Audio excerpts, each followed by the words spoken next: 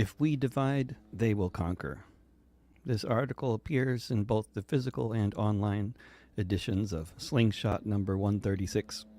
Slingshot is a wonderful anarchist newspaper going strong since the 1980s, and they put out a fabulous thing called the Slingshot Organizer. The 2023 edition is available now. Go to slingshotcollective.org. You can find this in written and podcast forms as well at davidrovics.com/thisweek.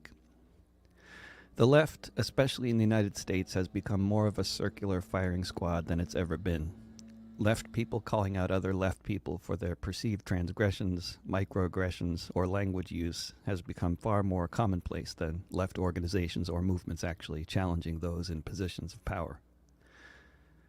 There are reasons we got to this point, and there's a way out.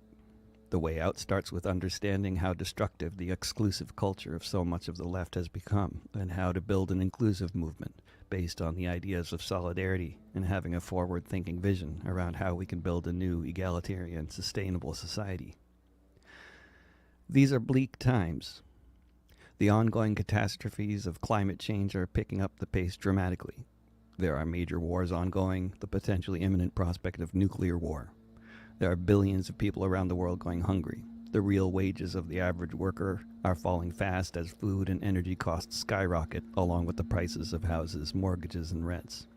Far-right politicians and parties are in the ascendancy in the US, Italy, France, Spain, Germany, Sweden, Hungary, India, and many, many other places. Some elements of the population face particular forms of persecution and discrimination due to factors like skin color, gender, and sexual orientation. We are far from achieving an egalitarian society, where everyone has enough of all the good things in life, by virtue of being alive, not because they've managed to work 2 jobs and step over the dead bodies on the sidewalk in order to pay the ever-increasing monthly rent for their moldy apartment. The social movement inspired by the killing of George Floyd that was on the streets of the U.S. throughout the summer of 2020 and beyond has at this point died a pretty horrible death.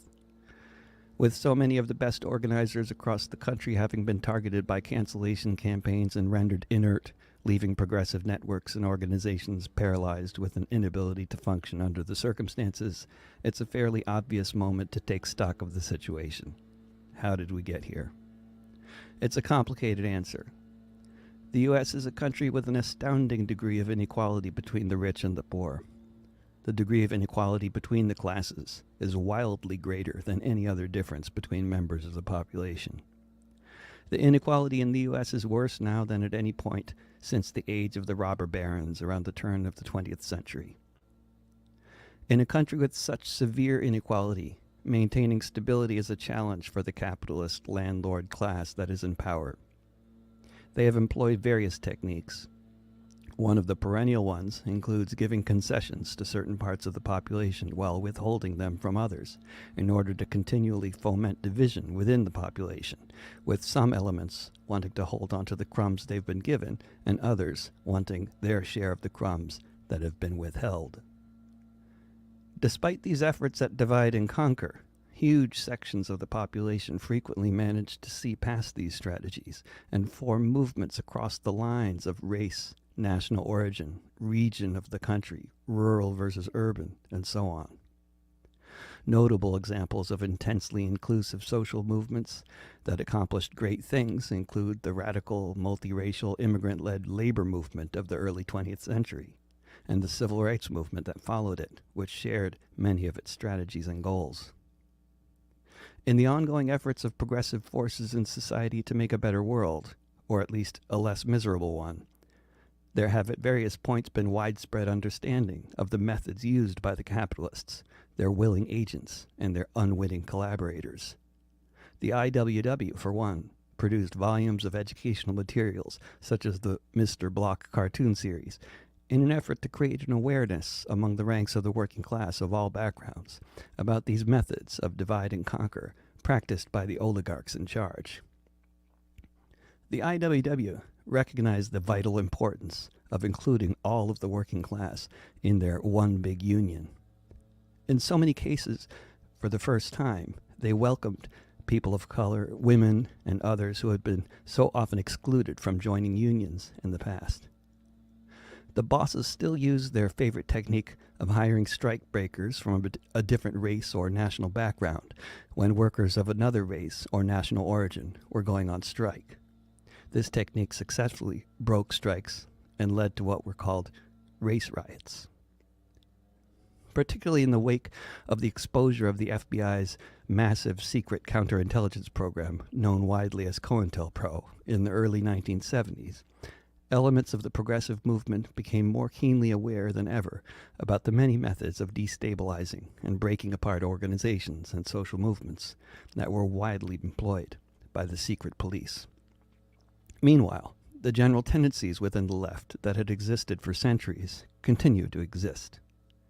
At the risk of oversimplifying things, I'd suggest that one way we can understand two major tendencies that have long been a part of the left around the world might be to look at how some movements, groups, and individuals orient towards a more narrow definition of common interests, or a broader definition, a more exclusive definition or a more inclusive one.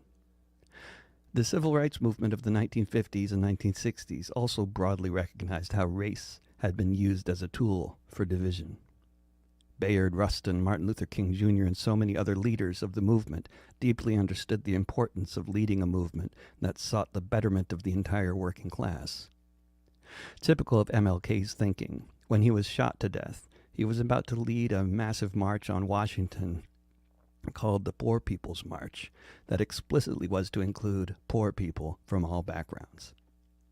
Later, at the end of the 20th century, the global justice movement that arose in response to the wildly growing divide between the rich and the poor, both within the U.S. and around the world, recognized how the interests of the labor movement and the interests of the environmental movement were being systematically used as a tool of divide and rule, and this movement went about different ways to unite Teamsters and Turtles.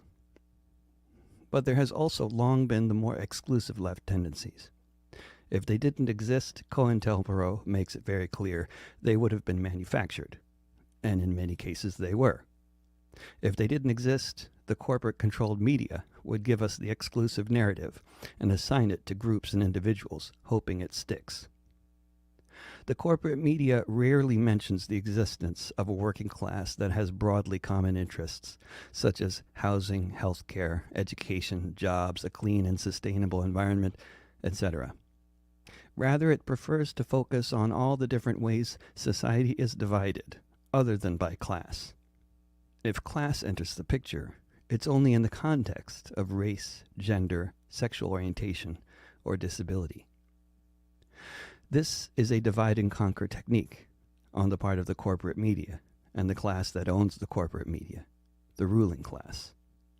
And it's one that many, many people in our society have enthusiastically participated in, thinking that by talking about how oppressed they are and how privileged other people are, they will hopefully eventually advance the interests of the marginalized groups they identify with. To my knowledge, it's a tactic that has historically failed dramatically and is doing so again now. With the advent of social media, the capacity for social movements and society in general to become sectarian, polarized, antagonistic, and otherwise broken is multiplied.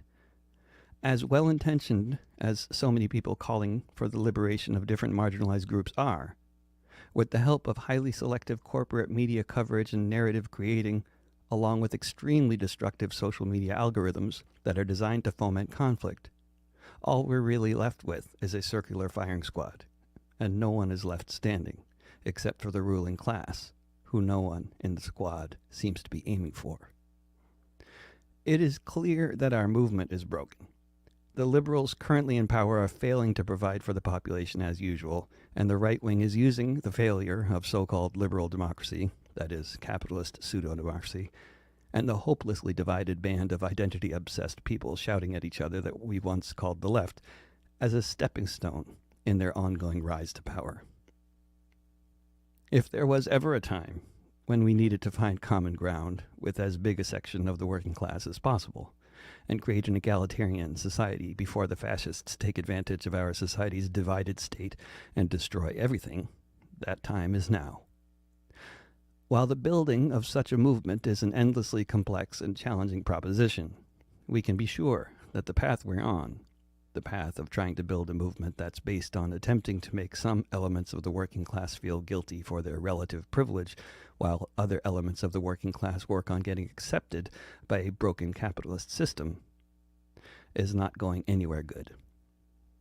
When you're in a hole, the best thing to do, first, is to stop digging.